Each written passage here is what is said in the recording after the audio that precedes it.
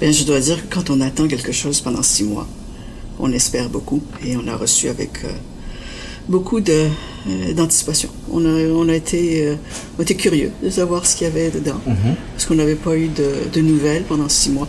On avait eu quelques contacts ici et là, mais c'était des contacts superficiels. Donc pour nous, ça a été la découverte la plus totale, le 31 mars. Alors, globalement, il y a des choses... On voit d'abord qu'il y a eu énormément de travail qui a été fait. Soit parce qu'ils sont arrivés avec 4 cartables bien épais qu'on n'avait pas compris qu'au départ. Et pendant les 6 mois, ils avaient beaucoup travaillé.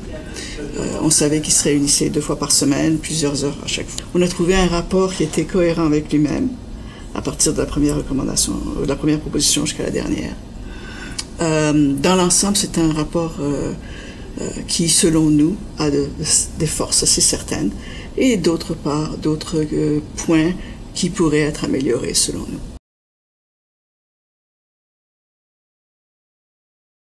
Bien, on a aimé la vision, la mission et les valeurs. Et on leur a dit tout de suite que ça correspondait à ce qu'on cherchait dans l'esprit de l'énoncé, des énoncés. Non, pour nous, ce qu'on a vu, c'est qu'on a vu ces 3 éléments-là. C'est ce qu'on cherchait. On cherchait quelque chose qui reflète une SFM actualisée 2017 vers 2035. Donc, dans ce sens-là, on a trouvé ça extrêmement positif. Et puis, il y a des éléments aussi de consultation qui sont prévus dans le rapport. Donc, pour nous, ça a été les côtés positifs. Parce que c'est toujours bon, selon nous, de consulter la communauté francophone. Les États généraux nous ont appris quelque chose. Les États généraux de la francophonie manitobaine nous ont appris que plus on parlait à la communauté et plus on aurait la note juste, le ton, les mots qu'il faut, les concepts que la communauté recherchait. Alors, et c'est d'ailleurs une des raisons pour lesquelles nous avons eu un comité de refonte qui a été mis en place, c'est que plus on parle à la communauté et plus on sait ce que la communauté recherche. Alors c'est pour ça que l'élément de consultation est important et qu'on accepte sans aucun problème.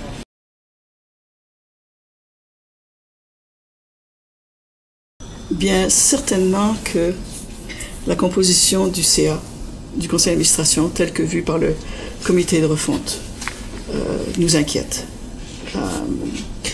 Et pour plusieurs raisons. Historiquement, la SFM a toujours vu sa représentativité, non pas remise en question, mais débattue dans bien des forums. Et en 2016, nous avons eu une loi 5 qui redéfinissait la francophonie manitobaine et qui disait qu'il fallait l'élargir non seulement aux francophones nés ici, mais aussi à ceux qui viennent d'ailleurs, aux franco-métis, aux bilingues, à ceux qui sont issus des mariages exogames, à ceux qui ont une affinité avec la langue, qui ont pris la langue française à l'âge adulte. Et nous, ce qu'on voit avec cette représentativité-là, on voyait une SFM donc plus large, un CA plus large, mais on ne voyait pas un CA qui aurait 3 étages, c'est-à-dire les membres associés, qui ont été écrits, les membres institutionnels et les membres organisationnels. Ça, pour nous, ça a été une surprise et c'est un peu une inquiétude. Bien, ce qui nous inquiète, c'est un peu le nombre. On sait que réunir des gens, des bénévoles, pour siéger à un conseil d'administration, c'est quelquefois un tour de force. On a eu de la chance, nous, comme conseil d'administration, depuis 2 ans, de ne jamais avoir eu une démission, ni même un manque de quorum. Au contraire, on avait toujours tout le monde présent, sauf pour des raisons valables. 21 personnes, c'est beaucoup plus difficile à rejoindre et à réunir et à garder dans la même pièce. Ça, c'est difficile. C'est du côté pratico-pratique. Je vois ce qui est présentement, je vois ce que nous souhaitions, et c'est la distance entre ce qui est jouable et ce qui n'est pas jouable qu'il faut définir maintenant. C'est là où je me dis, et on se dit qu'il faut se parler. Il faut certainement voir quels sont les avantages d'avoir 21 personnes, les avantages de modifier cette proposition ou pas. Mais c'est un souci pour nous. Et si on prend par exemple un domaine comme celui de la culture, comment va être choisi le représentant de la culture entre tous les organismes culturels? Si on prend la représentation rurale, où se trouve la représentation rurale dans ce CA? Le nôtre a 8 membres, on a 3 membres qui viennent du rural. Je comprends bien que selon le comité, 90% des francophones vivent en région urbaine ou à 1 heure de voiture. Néanmoins, les maillons les plus faibles sont ceux qui brisent une chaîne. Et si on oublie les régions rurales comme Laurier ou Saint-Georges, on risque de ne plus être représentatif. Et comme je le disais au début, la représentativité de la SFM a toujours été une question fondamentale à laquelle il fallait bien répondre. Avec la nouvelle définition de la francophonie manitobaine, cette question de représentativité se pose plus que jamais. Il est question, par exemple, d'avoir un membre ou 2, je ne me souviens pas du chiffre, de l'accueil. L'accueil francophone ne représente pas les immigrants qui sont établis depuis quelques années. L'accueil francophone représente des immigrants nouvellement arrivés. C'est un organisme de service, d'établissement. Une fois que les gens sont établis, ils ne sont plus clients de l'accueil. Donc les gens qui sont établis ici depuis 5, 10 ans, 15 ans, 20 ans, ne sont pas représentés par l'accueil. Donc ça n'est pas une représentation sectorielle ou organisationnelle qu'on met en disant qu'on va avoir l'accueil. De plus, l'accueil fait partie de la SFM. La SFM a une responsabilité fiduciaire avec l'accueil. Donc c'est ces éléments-là qui demandent à être discutés, peut-être revus, peut-être corrigés, je ne sais pas. Mais ce sont des éléments qui, pour l'instant, nous préoccupent.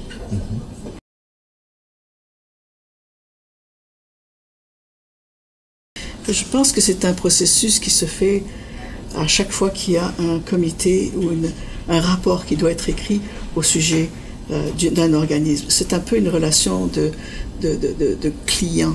C'est-à-dire que la SFM a donné un mandat au comité de refonte et a dit, voici, vous avez un mandat, l'AGA a confirmé ce mandat. Pour nous, il nous semblait tout naturel qu'avant de déposer ça au grand public, on soit consulté sur le contenu de ces propositions pour savoir si nous étions d'accord ou pas. Pas pour changer, c'est pas ce que je dis, mais d'avoir un mot à dire sur un comité qui a été mis en place par la volonté du conseil d'administration de la SFM et par la volonté des membres. Bien, c'est que le processus normal sous-entend que quelqu'un qui fait un travail au nom d'un conseil d'administration, ce comité-là soit redevable au conseil d'administration et à l'AGA et aux membres. Donc, pour nous, ça allait sans dire, et on ne l'a pas dit, mais le conseil d'administration de la SFM est tout de même le premier concerné. Alors, oui, toute cette partie-là, on n'a aucune difficulté avec ça. Ça fait partie d'un processus, d'une démarche. La démarche comprenait aussi une consultation avec le conseil d'administration.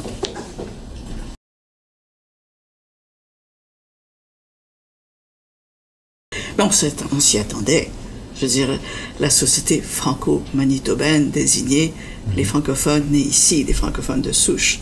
Étant donné que notre population s'est extrêmement diversifiée, on s'attendait à un changement, une proposition de changement. Non. Cependant, et là encore, je reviens aux États généraux, il nous faudrait consulter la communauté avant d'adopter ce nom-là pour toujours, pour au moins les 50 prochaines années. Je pense que la communauté a un énorme mot à dire dans ça et que ça serait difficile de dire à la communauté, bien voyez, on est allé en AGA, en AGE, en Assemblée Générale Extraordinaire et on a changé le nom. Ce nom-là appartient à tous les francophones de la communauté du Manitoba. Donc, la solution à ce changement de nom, ça serait aussi d'ajouter une consultation communautaire.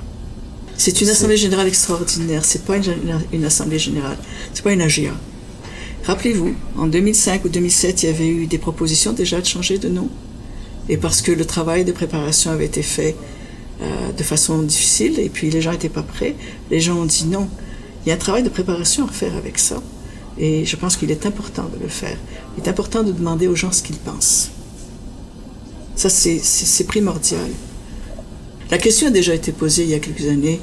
Ça n'a pas marché, comme je disais, à cause d'un environnement qui n'était pas propice à ça.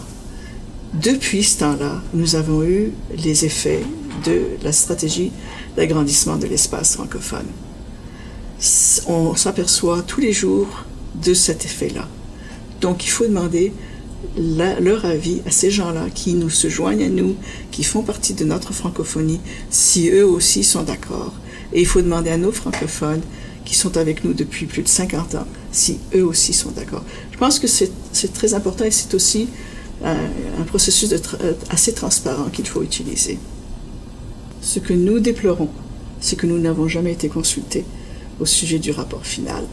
Donc, on aurait présenté la même préoccupation en disant « oui, mais ».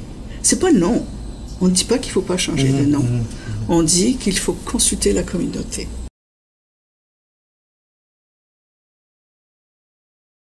C'est une des recommandations sur lesquelles on s'entend qu'il va falloir en discuter. Donc c'est une question de personnel et de ressources humaines. Donc la décision appartiendra au CA comme tel une fois que nous serons saisis si l'AGE accepte ou non cette proposition-là.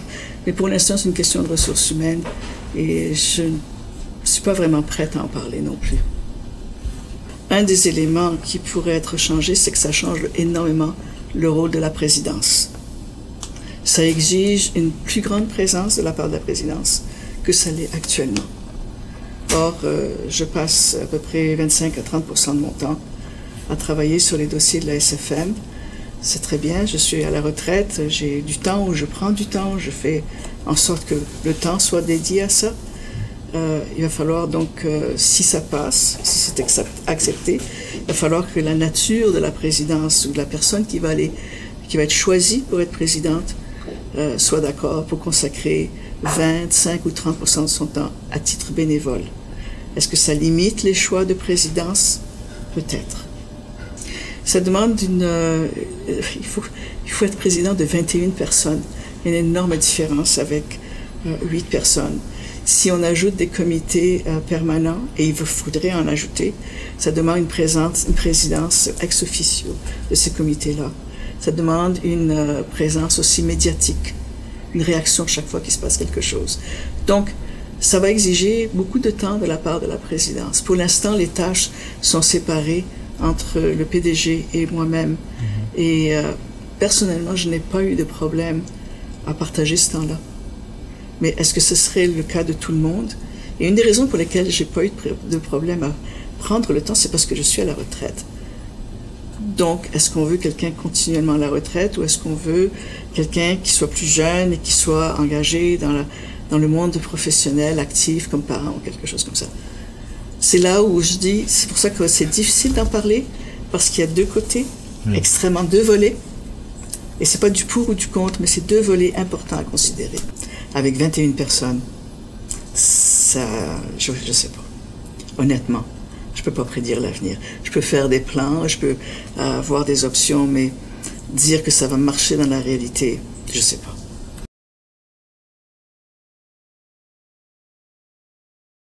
Si on s'aperçoit au bout de 5 ans qu'il y a quelque chose qui ne marche pas, pourquoi est-ce qu'il faut attendre 5 ans pour changer les choses? Pourquoi laisser boiter un organisme pendant 5 ans si les choses ne fonctionnent pas? Donc, une évaluation, un rapport d'étape serait extrêmement utile au nouveau CA.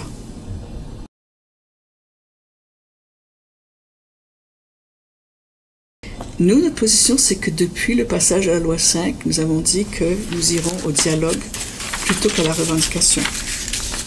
Alors, je pense que c'est important de noter ça. L'autre chose, c'est que ce statut d'organisme de bienfaisance va affecter les petits organismes plutôt que la SFM. En ce sens que il y a l'Alliance chorale qui est citée là-dedans, il y a le CJP, il y a d'autres organismes qui sont cités, qui auparavant venaient directement à la SFM pour qu'on leur prête notre numéro de bienfaisance. Et maintenant, ces organismes devront faire du magasinage et aller chercher d'autres organismes qui ont une vocation culturelle. Parce qu'on parle de groupes culturels qui venaient demander leur... L'autre conséquence de ce changement administratif ou statutaire, c'est que si on n'avait pas eu ce numéro de charité, par exemple, le 100 000 $ qu'on a reçu pour les réfugiés, quand l'initiative des réfugiés a été entamée par le gouvernement fédéral, on n'aurait pas pu s'en servir pour aider les réfugiés qui sont venus ici. On n'aurait pas pu tenir les États généraux parce que nous n'avons eu aucune subvention pour les États généraux. On aurait été obligé de dire à la communauté francophone, désolé, on n'a pas de subvention, on ne peut pas avancer. Or, ce qui a été fait avec le numéro de charité, ça nous a permis d'aller chercher des dons qui nous permettaient de faire avancer les États généraux et de faire avancer la réflexion comme cela a été fait depuis le début. Les États généraux n'ont pas été financés à même le budget opérationnel de la SFM? On n'a pas renouvelé un emploi, puis c'est tout. Tout le reste a été fait à partir de dons. Winnipeg Foundation. D'accord. Alors, c'est là où on dit que cette recommandation-là, on ne la comprend pas. Nous avons été audités à 2 reprises par Revenu Canada et nous n'avons jamais été réprimandés.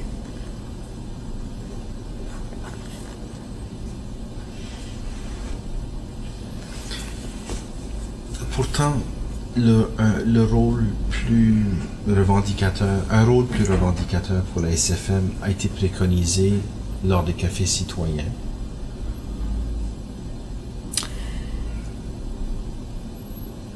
Ça, c'était avant la loi 5. Depuis la loi 5, la revendication, comme on l'a dit au gouvernement, pour la première fois depuis 1890, nous ne sommes plus en querelle avec notre gouvernement provincial. Nous sommes en mode travail, collaboration, coopération. Et jusqu'à présent, ça marche bien. Donc, rôle de revendication, est-ce que ça veut dire qu'on va abandonner toutes les revendications? Non. Mais ce que nous favorisons maintenant, c'est le dialogue, la collaboration et la coopération. Les organismes ou les gens dans les cafés citoyens disaient cela peut-être parce qu'ils ne voyaient pas le fruit de notre travail. Mais petit à petit, le fruit de notre travail, depuis quelques années, est en train de sortir au grand jour. Et il y a des revendications qui prennent des années. Mais à un moment donné, ces choses-là arrivent et deviennent plus matures. Et quand on parle à un gouvernement, quel qu'il soit, on est capable d'avancer. Est-ce que ça veut dire qu'à un moment donné, si quelque chose une décision gouvernementale fait en sorte que nous perdons un acquis, nous n'allons rien dire? Non. Mais ce n'est pas le mode par défaut. Nous avons envoyé des messages de dialogue et de collaboration, que ce soit avec le gouvernement fédéral, provincial ou municipal. Nous avons de nouveaux joueurs au niveau provincial. Nous avons accès à des fonctionnaires, des hauts fonctionnaires qui travaillent de façon à ce que nous ayons nos acquis revus et corrigés et améliorés et enrichis. Aller en mode revendication ne serait peut-être pas aussi productif qu'on le pense.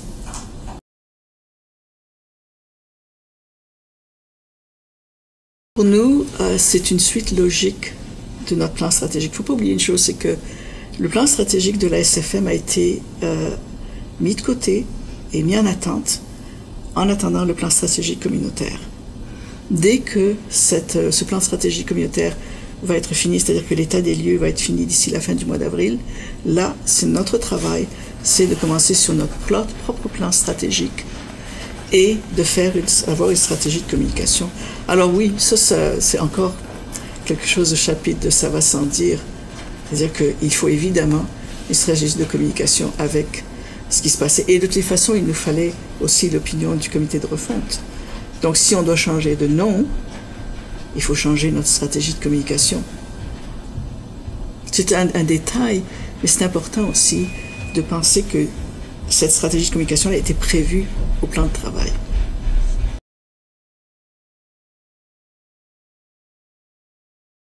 Il faut voir cette proposition-là en lien avec une représentativité au niveau du conseil. Je crois que si mes souvenirs sont exacts, on propose une évaluation du réseau communautaire, c'est ça? Donc à ce moment-là, oui, il faut faire ça. Mais ça aussi, ça fait partie du plan stratégique de la SFM. C'est-à-dire de regarder tous les éléments d'activité et d'en mesurer l'efficacité. Les commentaires du comité de refonte sont positifs, sont élogieux même, au niveau du réseau communautaire. On les accepte, bien entendu.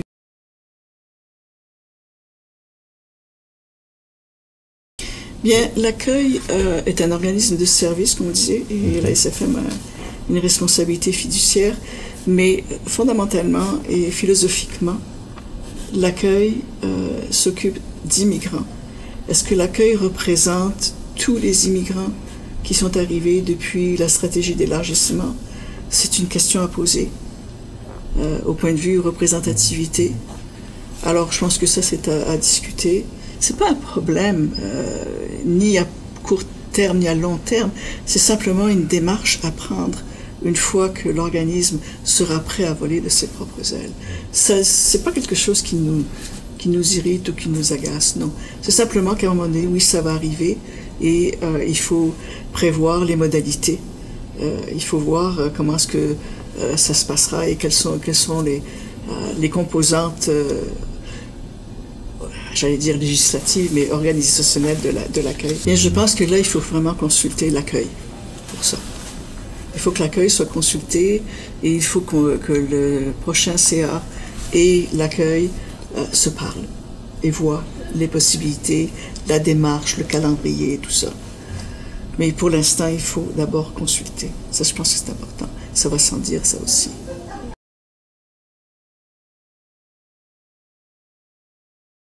InfoJustice, c'est un peu une surprise parce que InfoJustice est encore dans nos bureaux parce que c'était impossible pour InfoJustice de déménager là où InfoJustice doit déménager.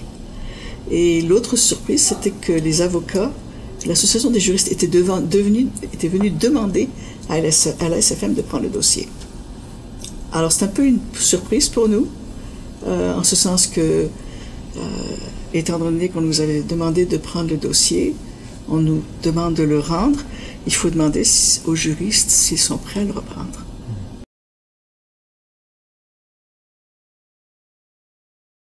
Presse Ouest, alors ça c'est intéressant parce qu'il y a 2 solutions proposées.